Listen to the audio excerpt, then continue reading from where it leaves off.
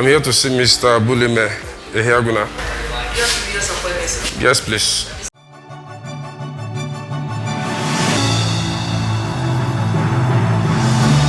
Hello viewers out there, it's another beautiful day. It's about 3:30 Nigerian time somewhere in the heart of Lagos.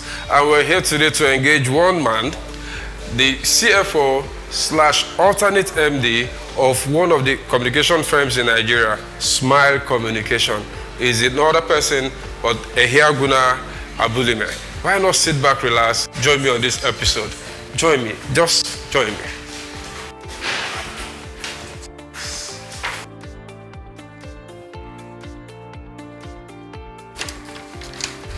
Hello. Oh, hi. Hi. How's it been? Welcome. Yeah. Thanks for having me. How's work going? No. Thank you. Oh, okay. Smile. Yeah, smile. I have to learn to smile. Okay, so we are here to have you on our show today. Viewers, this is the guy. I told us downstairs when I was about coming in, we'll be engaging one guy today that wears 2 caps. CFO / alternate MD. He's going to talk about that. You know, I tried reading through his profile and I found out he's wearing these 2 caps. When it's time to talk, we'll talk, and you get to pick your own points from that. Meanwhile, sit back, relax, and enjoy this episode. It is still the Mind of Business with DB Adebayo. We'll be right back.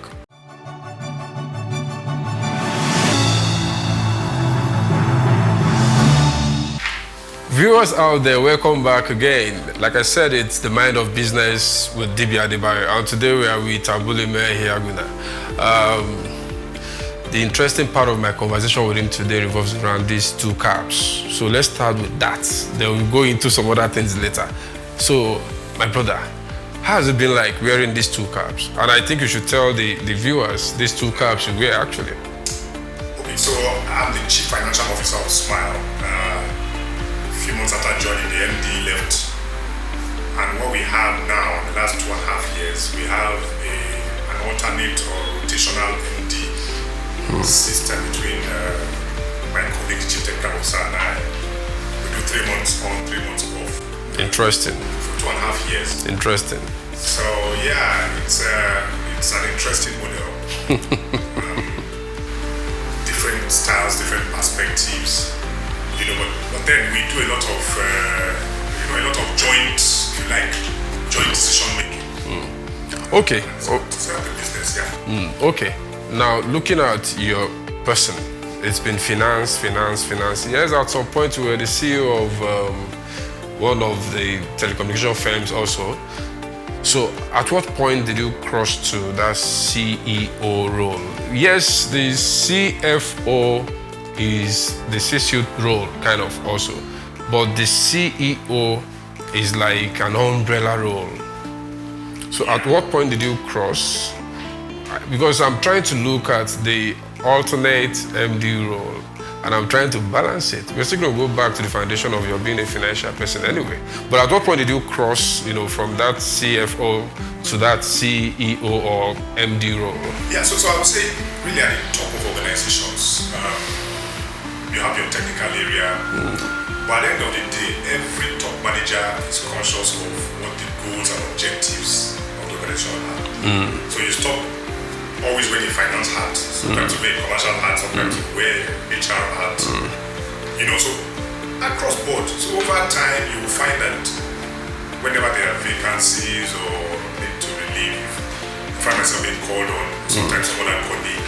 So really it's a thin line at the very top. You don't stay in your comfort zone, yeah, and shy away from executive management as it were.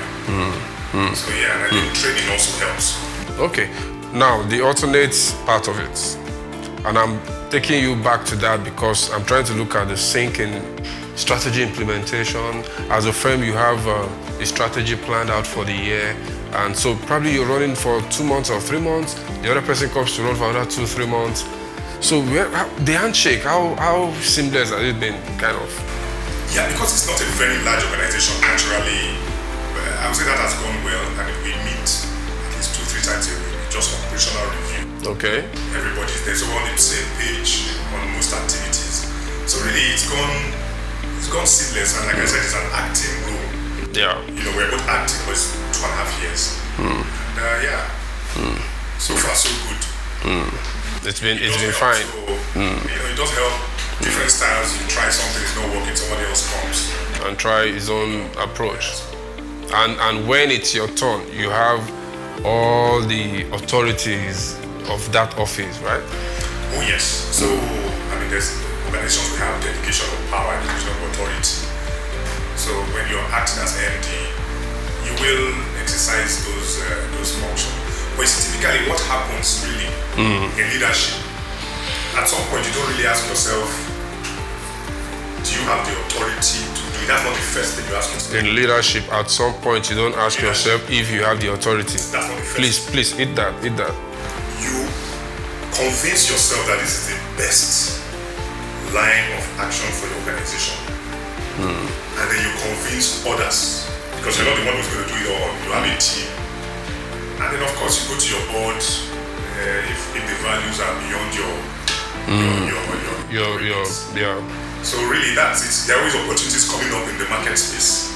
Okay. Strategy, operations, and all that. So you make the best decisions you believe for your organization. So it's important for us to focus on something, and which has to do with the main aim around this program, and that has to do with training the upcoming generations of career professionals, entrepreneurs. And you said something now, you said convincing yourself that this is the best way to go. Then the second phase of that is convincing your team members. And if it's something that warrants approval, you have to take it further to convince the board. Yeah. Now, I'm repeating all of this because I see this point as the learning point actually. And it means that I should be able to sit down to ask myself questions around steps I want to take. I should get convinced first, be it as a career professional, be it as a business person. I should be personally convinced first. All right, so let's come to the person of Ehiagwina. Yeah. So, who are you? If someone should just come across that name and say, who is this guy? How would you describe this guy?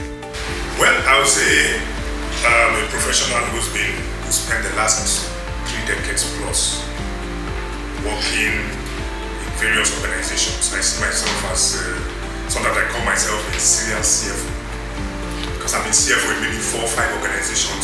Okay. Across the industry. Married, got 3 kids. Enjoy relaxing when I'm not working. I was watching movies. Okay. I even went into movies. Production. Yeah, as an executive producer. Sorry, I'm just. Yeah, just that's interesting. Just like people buy land, houses. So I look at movies as properties as well. So I think I'm invested in 2. Oh, that's interesting. I was in the box office in 2019. Oh, great. Production. Just something different. That's good. That's good. At time. That's good. Which means investment-wise, you can be unpredictable. You can say that again. So put it this way. I'm an accountant, a finance guy. So naturally, as it goes, you're risk averse by training. So you do the things that are not so risky. You don't invest. Yeah. Property, land, property you can never go wrong in life. Pay for that house, forget it, go tenant in 3 years, somebody will come in. Exactly. When you talk of pension planning and all of that, there are certain areas you want to just invest in. Mutual funds and all of that, some do bonds. But then, I enjoy watching movies. At some point I said to myself, why don't I invest in this? Invest in one of these productions, get to understand it. So I did that on the side just to... And how was it, the experience then? Yeah, I was... Profitability-wise, experience-wise? Yes, I wasn't deeply involved in producing. Full-time telco finance person. So it was more like a financial investment, like you buy a plot of land or you build a house. And you resell and things like that. So, the production process, some of the bits that I did get involved in, I could say Nigerian actors are doing a great job in very difficult working conditions. I give an example. You want to shoot a movie, you can't have the air conditioners on here because the noise will affect the guy recording the sound. So you've got the clear lights, bright lights, and then people have to stay in character. If you're supposed to be happy, you have to look happy. The corporate world, you try that, half of the people will go home and tell you, I'm going to work from home. But these guys have to put up a show. Sometimes they work long hours as well. You know, the pay could be better. So you find that, I mean, my experience was there's people who are passionate about this. And when I look at the future, I believe Nigerian cinema, Nigerian movies will do what football did to Nigeria in the 90s, what music did last few years with some of our boys. Which is still doing anyway. The movie industry in a few years' time will blossom. And you know, it's all part of your... It's actually interesting to have a financial person, the telco finance person, talking about the movie industry. All right, so I picked something from the statement you just concluded. Now you talked about the fact that you're an accountant, accounting, finance. How did you get yourself into the accounting, discipline or profession? How did it start from your course of study selection and all of that? How did it start? Okay, so yeah, I like that question because when I look back, I say, wow, okay, really, this is how it happened. Form 3, somebody comes to school. I went to Janiki Federal Cooperative. Some banker comes and he's giving a career talk, and he says he's an accountant, works in a bank. At that time, I wasn't sure what I wanted to read. So Form 4. Even up to Form 5, I did physics, chemistry, biology, literature, PK. I did arts and sciences. I see. So that at that point in time, I could decide. Arts and sciences. I did all the subjects. Oh, that's physics, interesting. Chemistry, biology, literature, PK, economics, maths, English. I did all. Wow. But by then, I was already sure I wanted to do accounting. I decided I wanted to read accounting. So yeah, I went to read accounting. Came out, started work, and did an MBA from Unilag. Yeah, spent 10 years in oil and gas. Total. Still in accounting. Yeah, still finance roles. Then Elf became Total became Total. Total Fina Elf, yeah. And then I left after 10 years to a different world called the telco world. Yeah, so.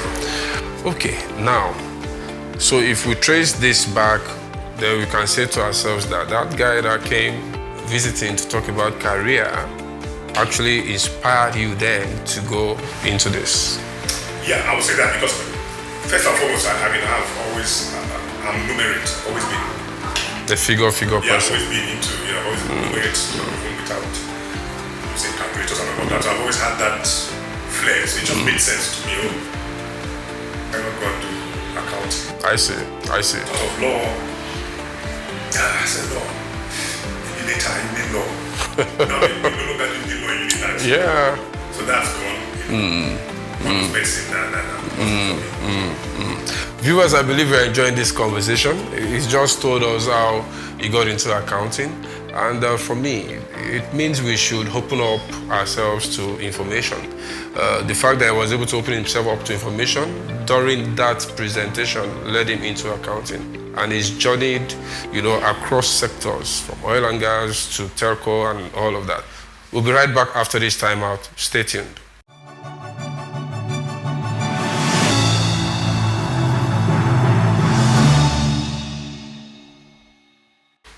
Yeah, you're welcome back. It's still the Mind of Business with DB Adebayo. I just cut in the other time. I didn't allow him finish. You wanted to say something? Hey, you were saying something the other time. I just also wanted to make that point that you don't need to read accounting or finance to be an accountant. Oh, interesting. Please talk about that. You could read that. A lot of my colleagues read engineering. Okay.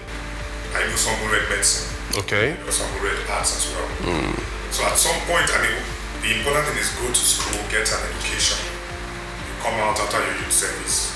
You can decide what you want to do. If you decide to become an accountant, then you go into articleship, and then you start writing the professional exams. Even when you read accounting, you still need to write the professional exams. And then you become chartered, the Institute of Chartered Accountants of Nigeria. Some now do this. Or a CCA or whatever. Yeah. You know, and all of that. So at any point in time, I mean, these days you can decide to pursue a different career interest. Apart from what you read in school. Yeah, I mean, the average American, they say, has 4 careers in his lifetime. Some as late as 50. So don't ever see yourself as being pigeonholed in one place.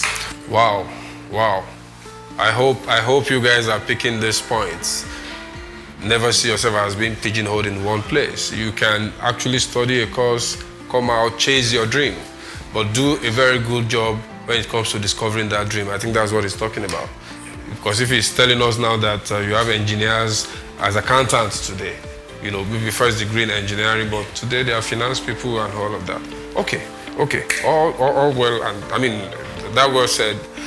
Now, I'm still a bit interested in your personality, because for me, finance is a role that demands for some certain values. Yeah. So let's go back to your growing up days. Like Obama wrote a book on lessons from my father, or the something my father taught me or something. So if you have to write the same book, what would you say about growing up and lessons you picked from? So growing up was very exciting. I grew up in this neighborhood still. I mean, you know, my father was a civil servant working Radio Nigeria. My mom was a teacher. So initially, the 70s we were in a block of flats, 6 flats not far off from to, you know, in civil service. As you get higher, you move to different accommodation. So right from the early days, I mean, I was living in a multi-ethnic settings. So Nigeria, always in Nigeria as multi-ethnic. So everybody spoke English. You know, that was lingua franca for the kids in the compound. Then you would ride bicycles across houses. There were no fences. So people would ride their rally chopper. Go to everybody in the neighborhood. Even till now, some of the really good friends you have are people you grew up with. And I also say, I mean, it's mentioned as a cliche, but it's not so. Okay. It's actually real. Now, you ride your bike or straight 2 streets away, your friend's mom will ask you, oh, where are you going? Then, and I'm talking of the urban areas now, I'm not talking of village settings. Not the communal settings. Yeah, I mean, where are you going? How's your mom? So everybody looked after everybody, but you know, by and large, they're talking 70s. When my parents gave us a good living, I mean, they did the best they could, and no one ever dictated, you know, read this or read that. We always had to make those decisions ourselves. So that kind of helped a great deal going on. But what are those points you like? Maybe memories you can't forget. Maybe your dad trying to teach you something as part of what you are holding on to today that is making you stand out. You're smiling. So I do remember when I was in nursery 2, maybe nursery 2, Form 1. Okay. And maybe that also, I don't know if that influenced my career choices, I don't know. Saturday morning, 9 a.m. I go to his room. 2 times 1, 2 times 2, 4, 2 times. So we move from 2 times just to recite. Yeah. So there is a time to that. Saturday morning. Just starting primary school. Multiplication tables. Wow. So from very young, I mean, I guess that's where the figure thing. Adding and subtracting, you know. So for some reason, he made me do that. And what did you pick from that? Yeah, well, he's an engineer, as it were, an electronic engineer. So he probably was trying to ensure that we have good mathematics, you know, skills in maths. Okay, that's the way you see it. At that time. Okay. Me too. But now I think when you look back, I think he was just trying to also do some home study, if you like. You go to school, you come back, homework, you know, that's sorted. So now he wants to do his own. Let me see how I can add to this fellow's life. I see. Multiplication tables, that was my own cross. And were there punishments or disciplinary actions then if at any point you are found wanting? Well, I would say I was, you know, I'm afraid to say this on camera, but the they never beat me when I was growing up. Yeah, it's crazy. So maybe I was always well behaved, you know. Or maybe you were acting the role well. Yes, I think I've always been kind of on this straight and narrow. I never had that experience of they tell you come back home by 6 and I'm out on the streets at 6:30. So the reason why we used to get. So the discipline came natural for you. Yeah, I guess somehow. So I never had that experience. Unfortunate experience of I see. being flogged or something by my parents. I cannot say the same of my senior brother too, so it's not as if it's not as if they were. Okay, so you guys were different kind of. Yeah, so with my senior brother, I mean he used to get a bit of spanking here and there. Somehow. Okay. So personally, your core values, how would you describe yourself when it comes to core values, and why would you want anyone to see these core values as things they should consider? So the number one core value I would say is integrity. Integrity with a capital I. Now that's a value that people sometimes don't understand the deep meaning of that. Integrity means you stand by your words. You do not set out to cheat the next man. You do things above board. People can look at you and say, okay, well, no, this guy, it's not going to cheat. In a profession, in accounting, in finance, if you're lacking in integrity, you cannot move up that ladder. Integrity is very, very key. If you're lacking in that in accounting, you can't move up the ladder. You will get smoked out. You know, somehow you will, if you're not straightforward. Because that field is such that comes with temptation as well. See, there's nothing in life there's no temptation. Oh, great. Talk about it. So it has to do with your core values, your assembly, your makeup, your DNA, and you know, what you expect. I think one thing that helps is if you're a contented person. Contentment. So this is making it like number 2 now. You talked about integrity, now you're linking this up with contentment. So once you are contented and you're not trying to catch up with the Joneses, over time you will get there where yes, you can now you are now there. You look back and you just smile and yeah. But if in your attempt to catch up with the Joneses you're going beyond where you should be, then you have that temptation to look for what to steal, to put it. The shortcuts to success. And in corporate organizations, you will get caught. Somebody will tell on you. So, I know people who started and get smoked out. So, can you remember any time your integrity level got assessed or tempted? So, when you talk of that, as in somebody's integrity level getting tempted or tested or something, sometimes you will have vendors who think, oh, help me get this job and I'll give you a cut. Okay. Because you're in the organization. I mean, that's a common. Yeah, that's a common happening around. Common thing that people, okay, you can get it. The brown envelope syndrome. So you will find desperate people like that. Sometimes you get people come to tell you, oh no, I didn't get this job because somebody somewhere, you know, demanded this and that. For me, you come like that, I tell you, my hands are up. Don't even try that. In fact, I will blacklist you without saying I will blacklist you. Because that's the common type of, you know, of temptation you meet in the corporate world. People trying to get what they're not entitled to. All right, so viewers, I hope you're enjoying this conversation. It's our way, it's how we do what we do. We just keep talking and we keep learning. It's still the Mind of Business with DB Adebayo. Stay tuned, we'll be right back.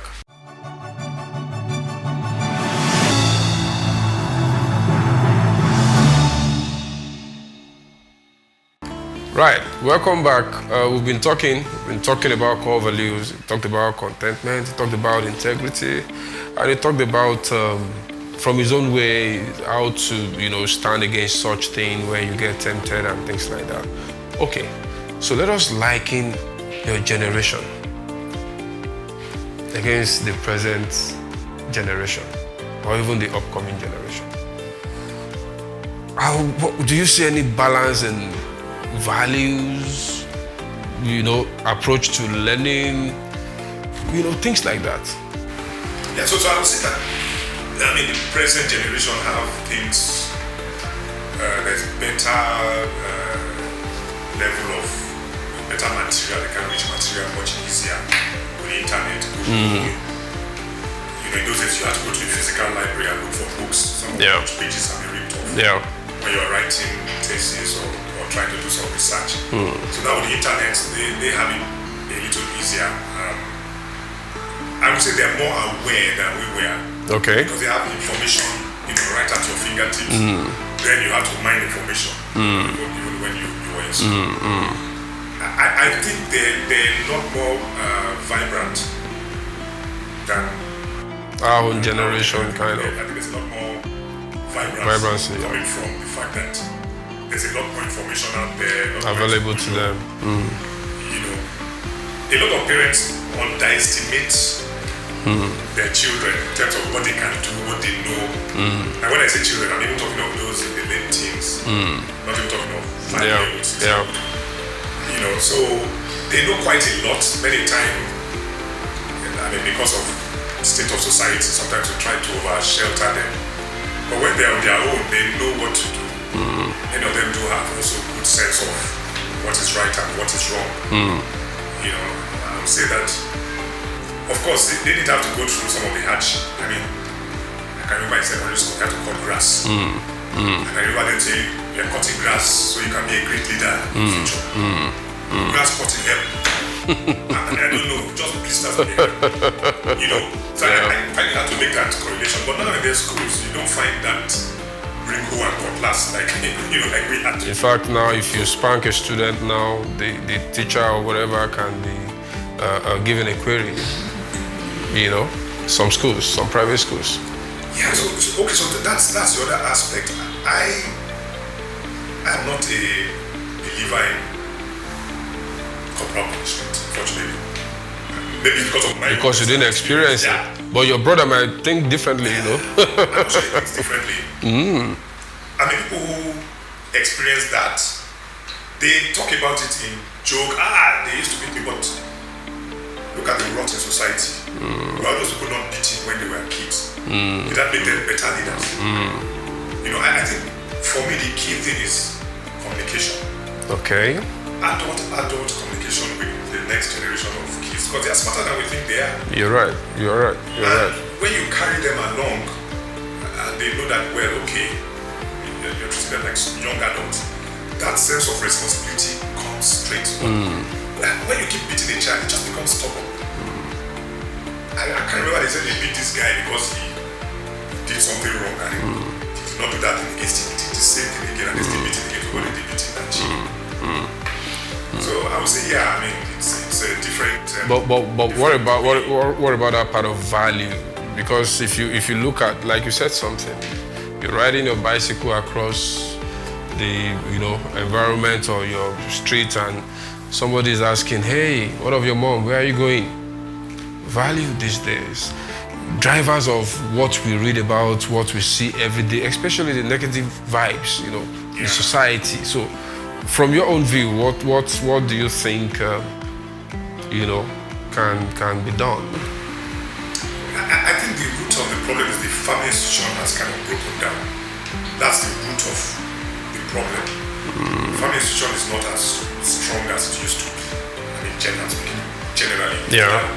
Families that have those values, and then nowadays you find all of us are behind very tall fences. So the kids want to go out. It's not like defenseless environment like before. It's not like mingling the way, even in the rural areas, it's not as it used to be. And that's because the value system has broken down. Family, which is the bedrock of training the child. Now you find parents trying to outsource that role to schools. You're right. That should never be. So this is a call. This is a call to action. Why not talk to that child in the house and say, you shouldn't be doing this? educate the child. There are many ways to, punish a child that are effective. Beating is not necessarily the most effective. It's okay. So viewers out there, we've talked about his journey, career-wise. There are still parts of that we're going to touch. Like I'm interested, around the period of time he got elected as the CEO of that 4G Light organization. I want us to talk about that. And also, I want us to talk about Smile. Sit back, relax. We'll be right back.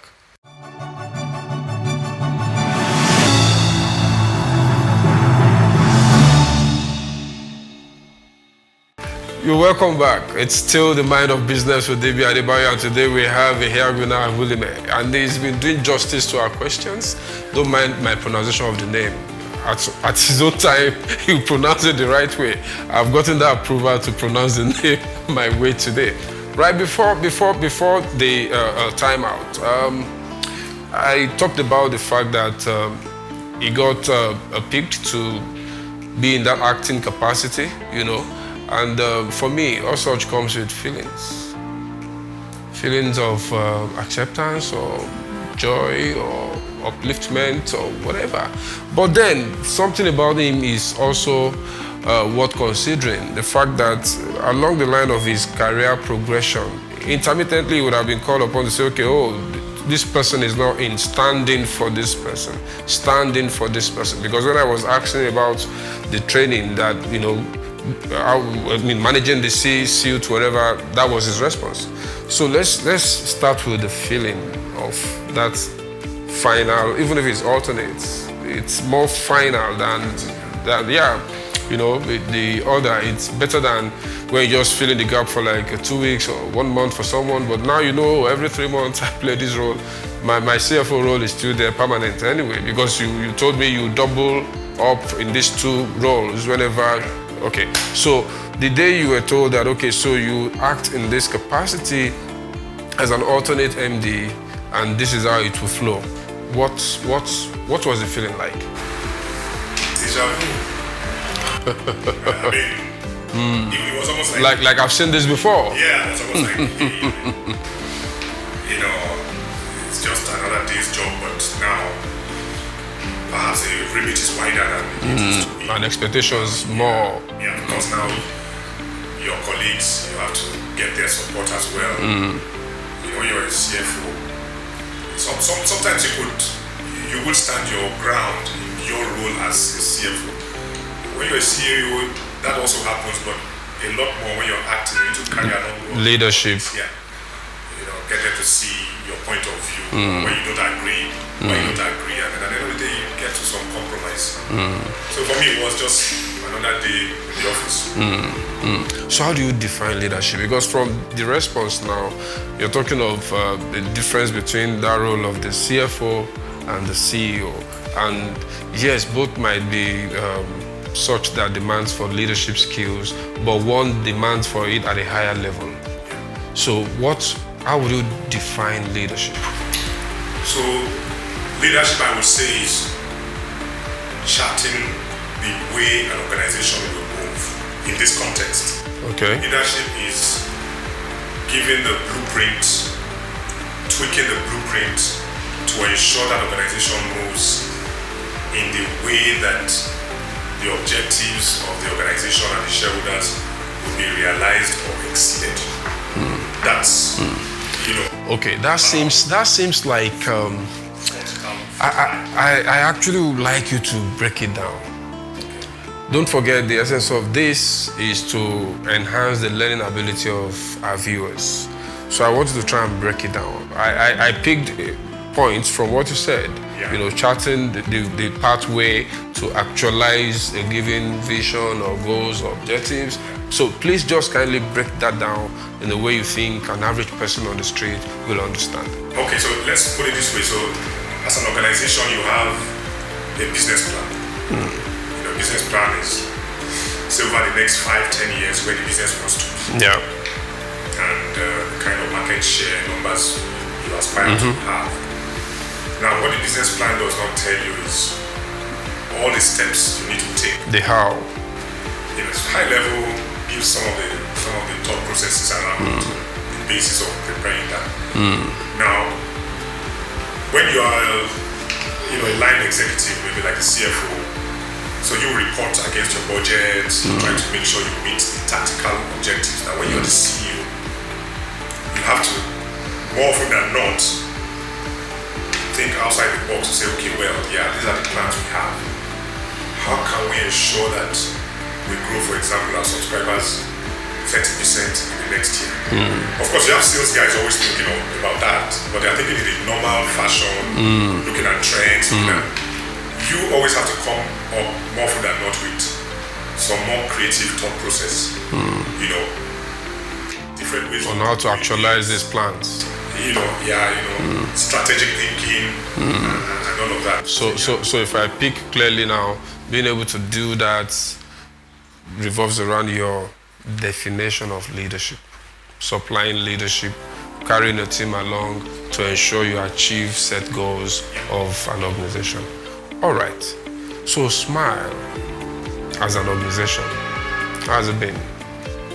Business-wise, industry-wise, competition-wise, and personally for you? Yeah, okay, so, Smile was the pioneer 4G player in Nigeria. I started LT about 8 years, thereabouts. It's over 8 years ago. We started in Ibadan. And then today we're in 8 cities: Lagos, Ibadan, Benin, Asaba, Port Harcourt, Abuja, Kaduna, Isha. At that time, the broadband market was relatively small. There were a few players there. Smiles, Spectranet, Swift, those are the key players in that space. Selling fixed broadband to customers so you could do your video on demand, streaming of data. So now what has happened is that the GSM companies have also come into the space. The bigger GSM companies, Ntel, and that has deepened the market. Because now highly competitive. They have large customer bases, so they've been able to kind of sell to those customer bases the advantages of broadband. We, the small players, couldn't do that effectively. The mix of capital, marketing spends, advertising budgets, couldn't really do that. Take the message across the 200 million people plus of Nigeria. But the big players have now done that, and that has kind of expanded the market and created new opportunities for everybody. Well, the good thing for the customer is that competition brings better pricing. So what you find is that data prices have dropped, say, 50% in the last 1 year. Because there's a lot more players with different cost bases. Framework, the bigger guys have economies of scale. So that has helped the consumer space, and we also, playing in the niches we can play. So I would say, business has been decent. Better. We better. There have been challenges in the industry. The SIM card ban for 5 months. And now, national ID. The NIN. There have been, but these are teething problems, which at the end of the day, those will be resolved, and it makes the operating environment a lot more safer for all the players in the ecosystem. So business has not been bad. Okay. So for you, as an individual, if you're not doing this, what would you have been doing? That's a tough one. For somebody who, from when he was, really young, I always wanted to be an accountant. So to now roll back, if I wasn't doing this, what would I be doing? I never really thought of it. But if you have to make a decision now, the reason why I'm asking this question is sometimes we plan for such decisions. Sometimes we don't plan for them. Okay, so we're just painting a scenario, because whatever we discuss here should be, educative enough to help our viewers, know how to move along a path. So if today you have to decide that, okay, I'm leaving this sector. So leaving the sector not an issue, leaving the profession. Now the only thing left for me to do is entrepreneurship.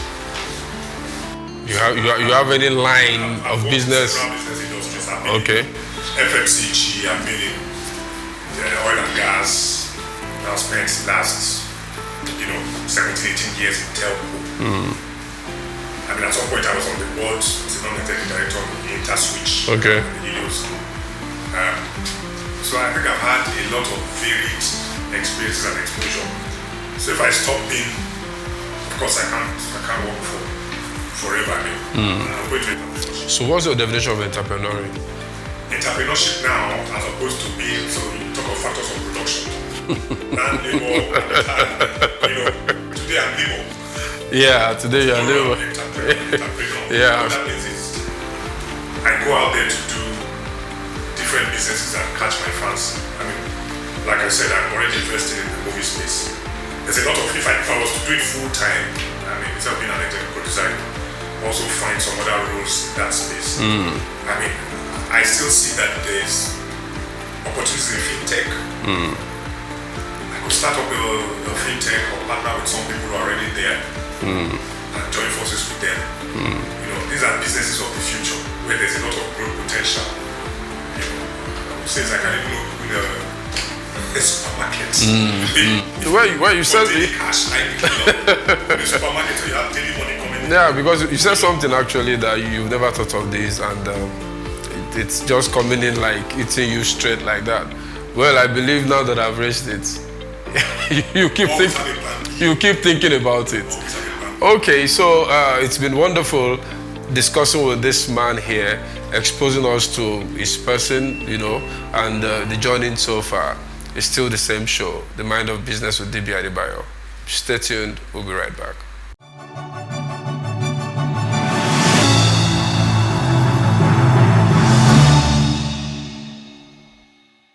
Yeah, welcome back. It's still The Mind of Business with DB Adebayo. We're still the same guy, Abhulime Ehiagwina. Now, my question, how do you relax? How do you unwind? You've been locked up in here. I cannot think of myself putting these two caps on at the same time, because that is what you do whenever it's your turn to be the acting MD. So how do you relax? I go to the gym.